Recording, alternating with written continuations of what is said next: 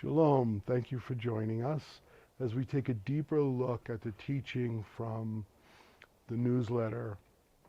And we're talking about kindness and truth and how we might be able to experience those divine qualities in our lives.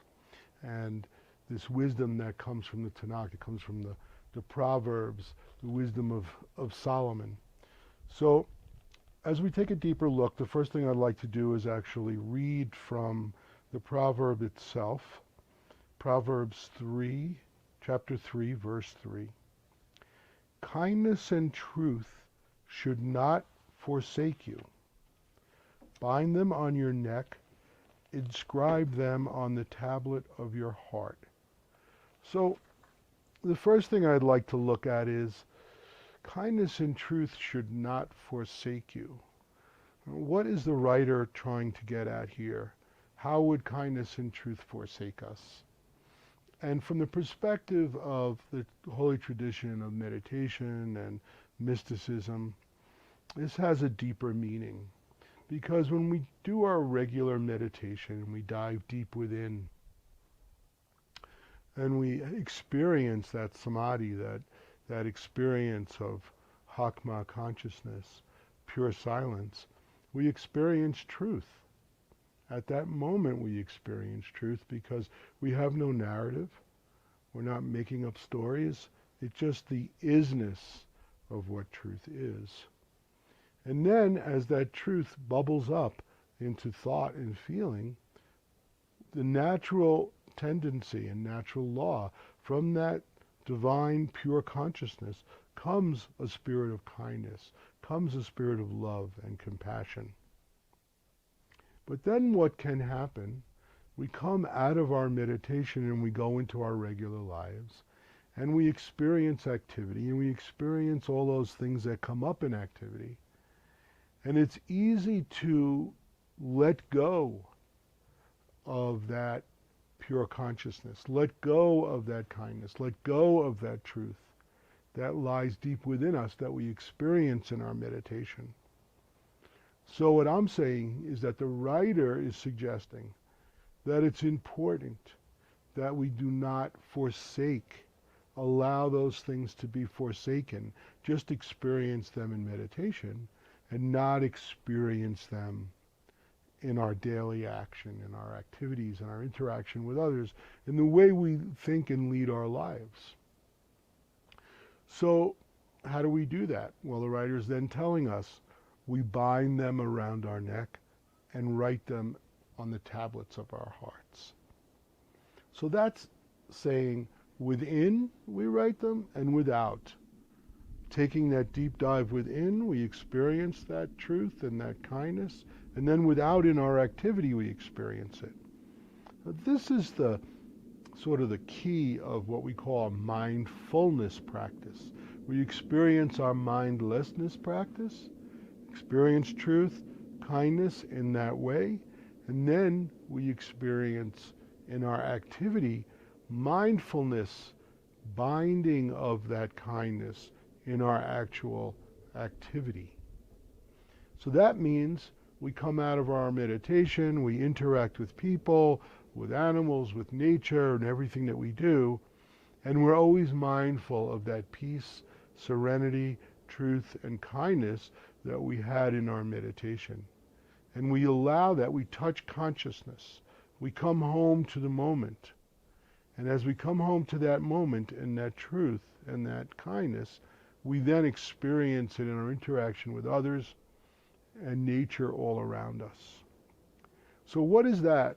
Let's take a deeper look at what we're actually experiencing. What is truth, for example?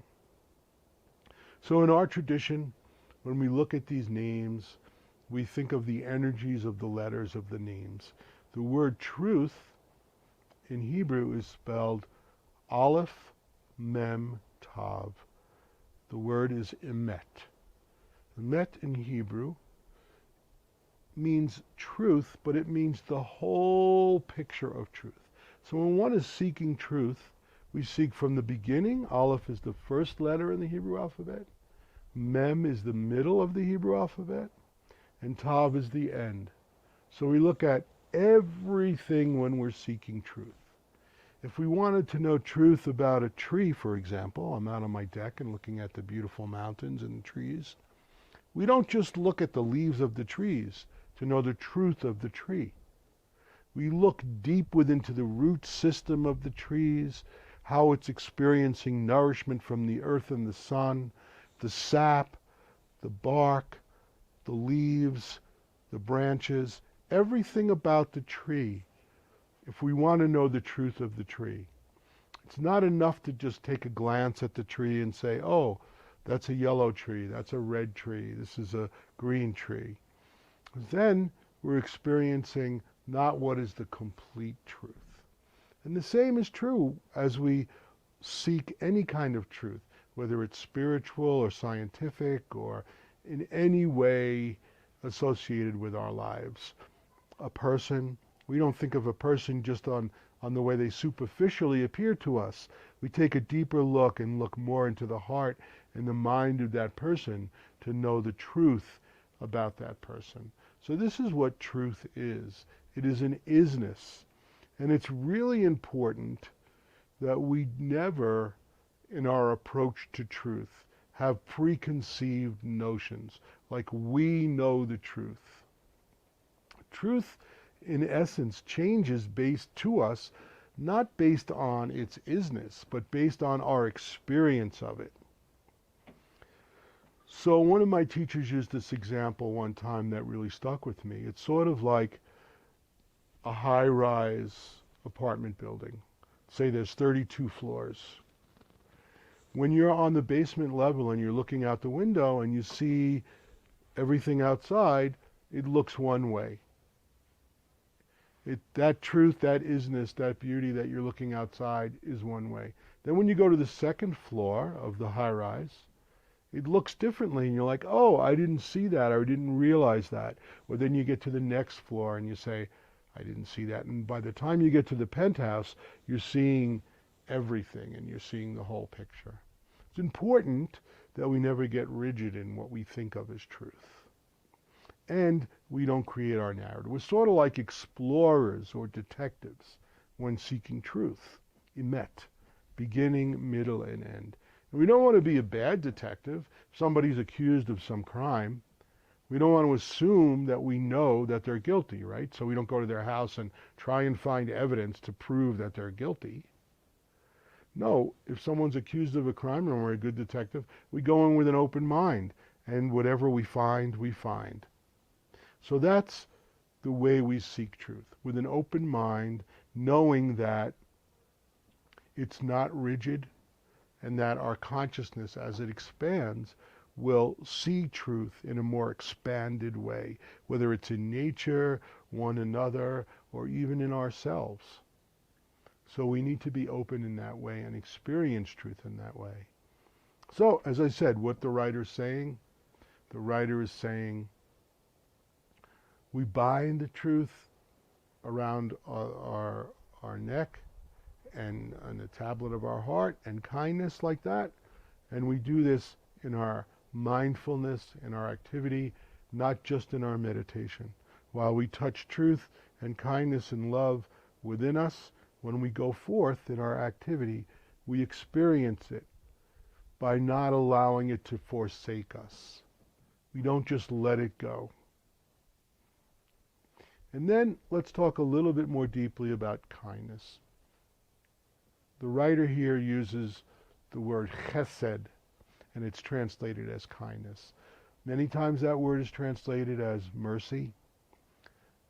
The Sefer Yetzirah uses the words rachom v'chanun, which are compassion and mercy and kindness.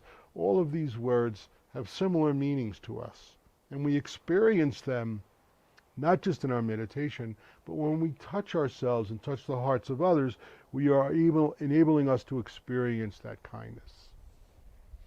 How does that forsake us? We all know how it forsakes us.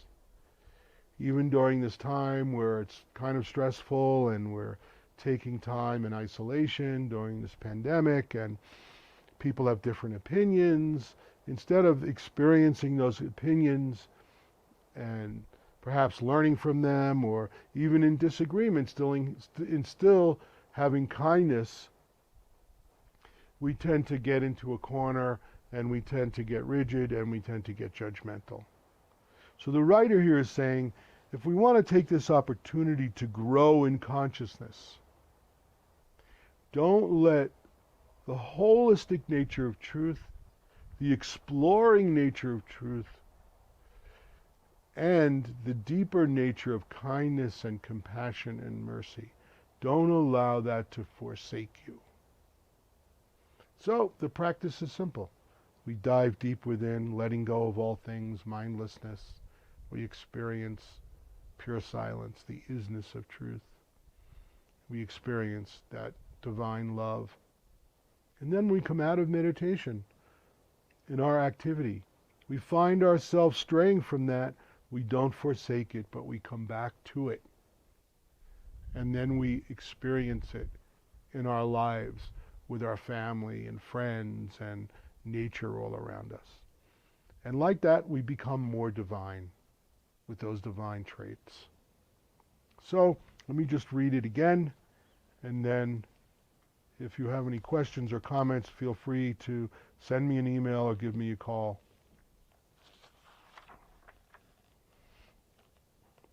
Kindness and truth should not forsake you.